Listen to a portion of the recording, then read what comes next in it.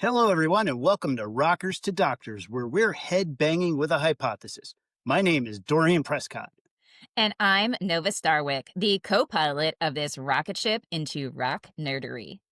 In this episode, we'll cover new releases, tours, and some wild collaborations. Basically, if it has long hair, power chords, and questionable life choices, we're talking about it. And today, we're asking what happens when legacy bands decide to kickstart just one more round of rockin' and rollin'? Let's deconstruct this dilemma in 3, 2, 1. All right, first up, Def Leppard, October 9th, 11:30 a.m. They're getting a star on the Hollywood Walk of Fame. It's about time. Their star will be in the recording category. The ceremony will be hosted by Bob Buckman from SiriusXM, love SiriusXM, with speeches by Jon Bon Jovi and Universal CEO Bruce Resnikoff. Jon Bon Jovi doing a speech at a Def Leppard star ceremony. That's kind of like Pepsi congratulating Coke. Right? I know. And if you haven't kept up, Def Leppard is still active, Dorian. They dropped Diamond Star Halos in 2022, which charted at number 10, and then followed it up with Drastic Symphonies in 2023 with the Royal Philharmonic. It's true. I haven't kept up. Well, apparently they're not done. Their Vegas residency starts next year, which is rockstar code for our knees can't handle the bus anymore. True. Now, moving on. Ozzy and Sharon's new documentary finally dropped. Sharon and Ozzy Osbourne Coming Home. It premiered on October 2nd on BBC One and iPlayer. It's basically the Osbournes Endgame edition. It's said to cover the final chapters of Ozzy's life with super intimate access to the whole family. Yeah, it was originally delayed out of respect, of course, but now it's here. Get ready to cry and laugh and probably at the same time. And speaking of crying and laughing, Axl Rose is now a comic book character. Oh, I love this one. Sumerian Comics is putting out Axl Rose Appetite for Destruction. It's a neo-noir fever dream, part rock anthem, part cyberpunk prophecy. Translation, Blade Runner, but with scarves and a piano. Exactly. The plot takes place in Paradise City, where humans and robots coexist. Axel's half robot, half rocker, and he's searching for a missing person while uncovering conspiracies. Honestly, I'd watch that movie, especially if Slats shows up as a mandroid. A mandroid. A mandroid. Haven't you heard about the mandroid? I have no idea what a mandroid is. What's a mandroid? All right, we'll talk later about the movies. Oh, okay. One of those things. But if you all know what a mandroid is, comment below and school Dorian a little bit on that. And if not, maybe I'll put something in and explain the mandroid. Dr. the Doctor here on what a mandroid is. I'm not going to Google it. All right. So Skid Row, they're back on the hunt for a new singer after Eric Gronwall left earlier this year. Rachel Bolan says they're doing something pretty big to find one. They've actually already done some auditions, and some of which are on YouTube. And if you wish to follow this amusing drama, you could find audition recordings posted on YouTube. Look for Ryan's Skid Row audition. The band really liked him, but Rachel Bolan said he was too metal. Imagine being told you're too metal for Skid Row. That's like being told that you're too spicy for Taco Bell. Exactly. Do you know what's the most heavy metal thing you could do on Christmas? Have a stroke. Oh boy, here we go. Yeah, this is big news about Vince Neil, frontman of Mötley Crüe. On September 24th appearance on SiriusXM's Trunk Nation with Eddie Trunk, Neil revealed that he'd suffered a major stroke on Christmas in 2024. He woke up unable to move his left side, spent months in rehab, went from wheelchair to walker to cane, and now he's upright all on his own. I imagine that during the intake process, he said, "Nah, I don't need you to kickstart my heart. I need you to kickstart the left side of my body." His doctors basically said, "You'll never perform again," which in Mötley Crüe language means challenge accepted. This guy's had 4 strokes in the last few years. 2 he didn't remember having. For him, a stroke's just another Tuesday hangover. All jokes aside, terrifying stuff, seriously, especially since his dad died of stroke in 2021. But not Vince. He's back on stage. He even postponed her Vegas residency and canceled a show at Maryland's Boardwalk Rock Festival, but by August, he was back doing solo shows. He says he's 95% recovered. And just to round out his year, his Lear jet collided with another plane in Scottsdale. Vince thankfully wasn't on board, but honestly, if he had been, he probably would have just dusted off his leather vest and said, "Nothing to see here, folks." Yep. And musically, Mötley Crüe released an EP last year called Cancelled, produced by the legend Bob Rock. It even includes a Beastie Boys cover. Mötley Crüe's covering Fight for Your Right. That's not parody, that's prophecy. Hell yeah. If you haven't heard, Dorian, Twisted Sister is planning their 2026 reunion tour. The reunion, it's going to include JJ French, Dee Snider, of course, you can't have Twisted Sister without Dee, and Eddie Ojeda. But it's not going to include basic Mark the Animal Mendoza. Mendoza will be replaced on bass by Ross Pizzuto, who has worked with Snider before and has also served as Mendoza's bass tech.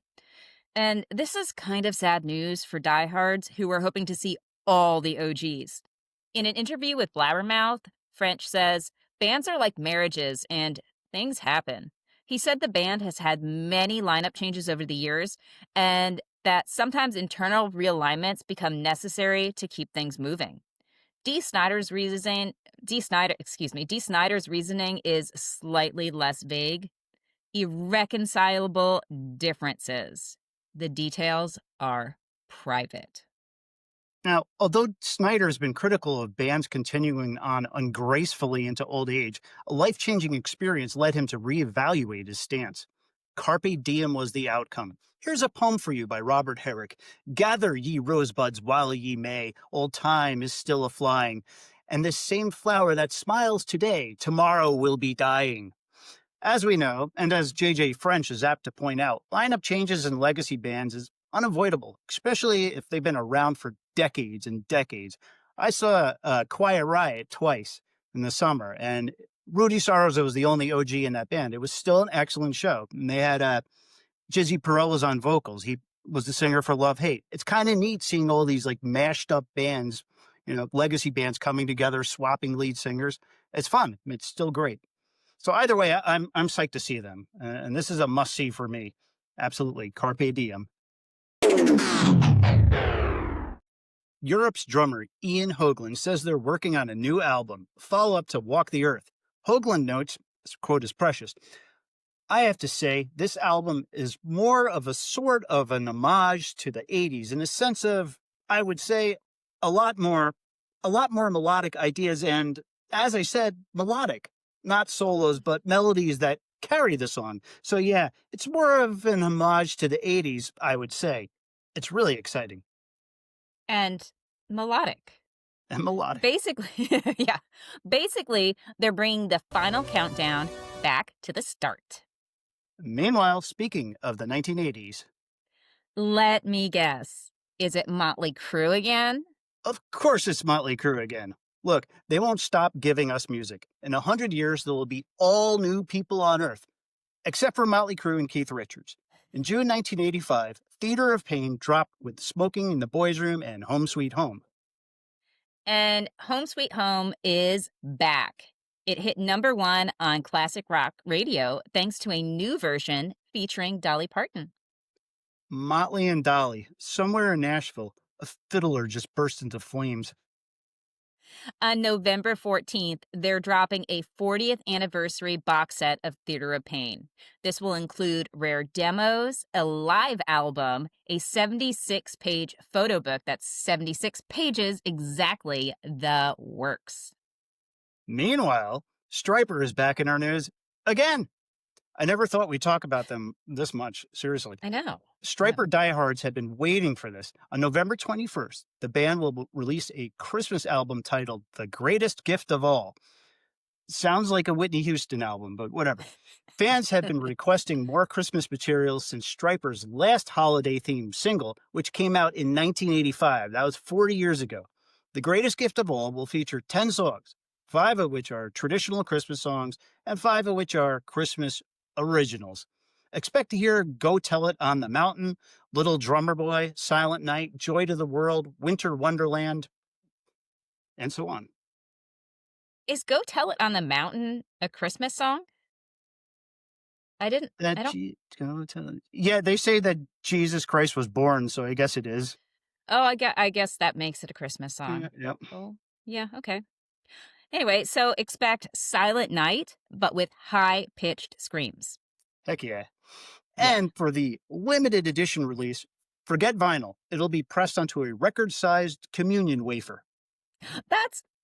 Wait. Stop! That's not real. Sacrilege. I made that up. But if you play the album backwards, you'll hear the voice of Pazuzu. Stop that. I keep hearing the name Pazuzu like all the time now. I've never heard it before we started talking about Pazuzu, and now I keep hearing it. It's like starting to freak me out a little bit. I might actually play some Stryper albums backwards to see if I can hear the voice of Pazuzu. But anyway. You let me know, because I'm not going to do that. Okay, I will let you know. Oh, fine. I'll let Pazuzu know.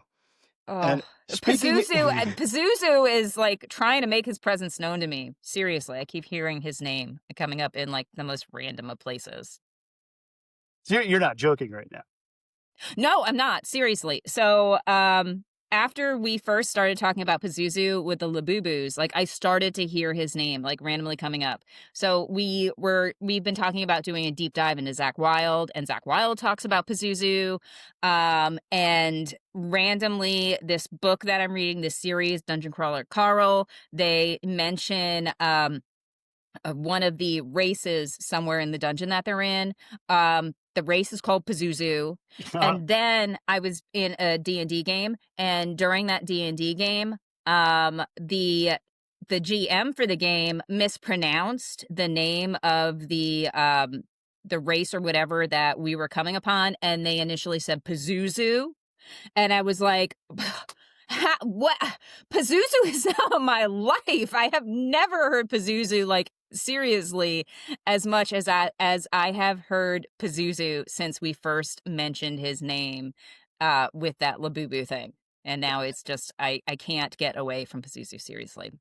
I got one for you. So and for listeners, I wrote the script for the demon episode, and there was one demon that I didn't include in. I just decided not to.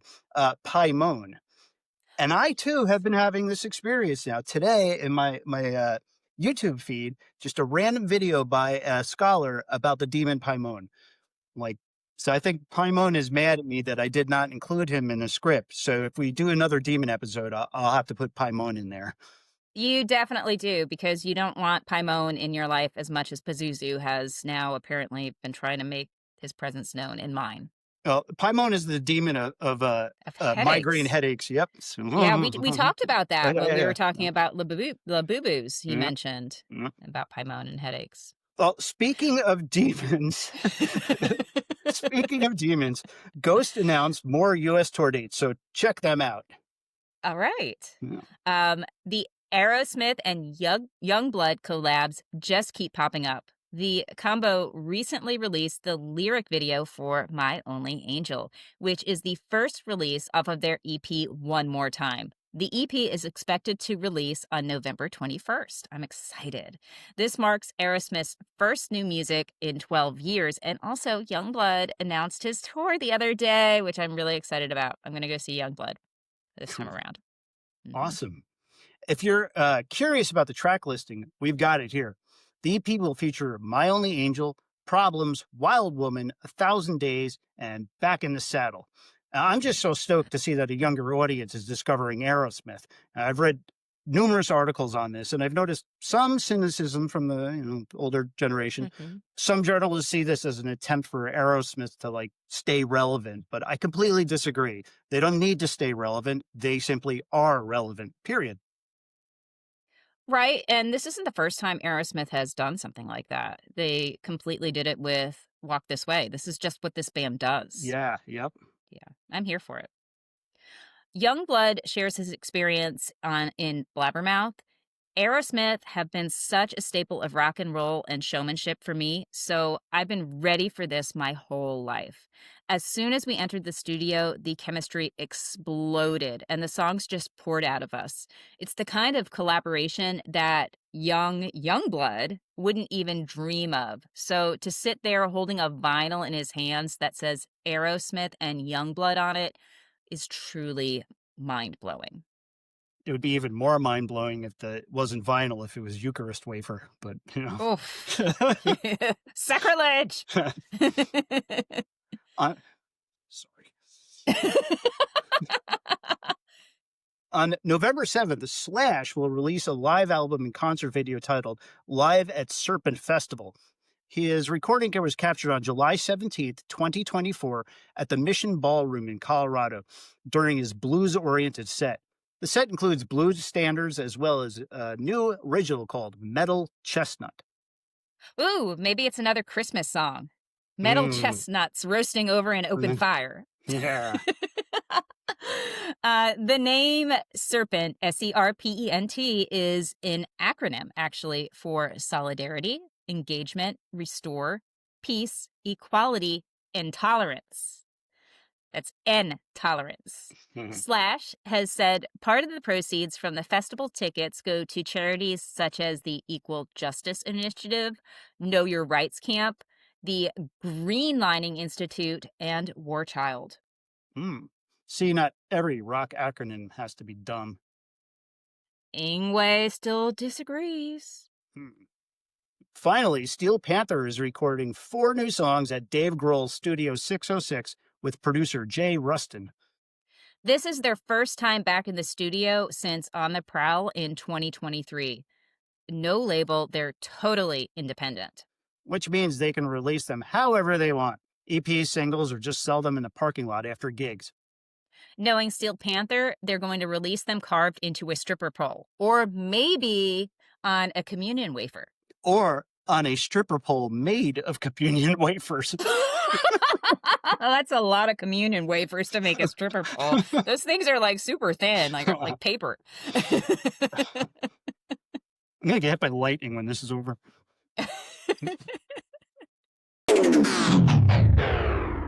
All right, let's hit rewind, because before all these comeback tours and hologram collabs, glam metal was already rewriting the rules of excess. This week in glam metal history, October 1987, Def Leppard's Hysteria hit #1 on the Billboard charts after an entire year of climbing. That's Persistence, powered by Aquanet. It also made them one of the first metal bands to cross over into pure pop superstardom, proof that choruses and spandex could conquer the world. Meanwhile, in 1983, Mötley Crüe released Shout at the Devil, complete with pentagrams, fire, and enough leather to reupholster the entire Sunset Strip. Fun fact, the album's original artwork got banned by some stores. Parents were convinced it would summon Satan. Joke's on them, it summoned platinum sales.